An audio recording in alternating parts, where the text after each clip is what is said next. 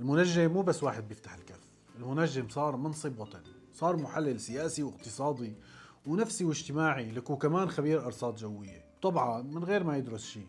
اليوم إذا بدك تعرف سعر الدولار بتسأل منجم، وإذا بدك تعرف مين رح يربح بالانتخابات كمان المنجم، وإذا حابب تعرف إمتى رح ترتاح فهي ما عندك غير المنجم، وإذا بدك تعرف ليش أصلا عم تسأل المنجم تسأل حالك. الغريب إنه المنجمين ما بيخافوا من المستقبل، بالعكس بيفتحوا الباب وبيقولوا له فوت منور حياتي.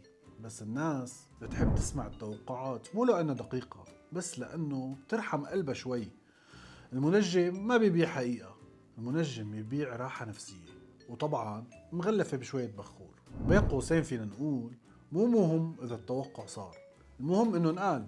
وبما أننا على أبواب موسم المنجمين، طبعا مع اقتراب السنة من نهايتها، حلقتنا اليوم عنهم. نفتح القوس.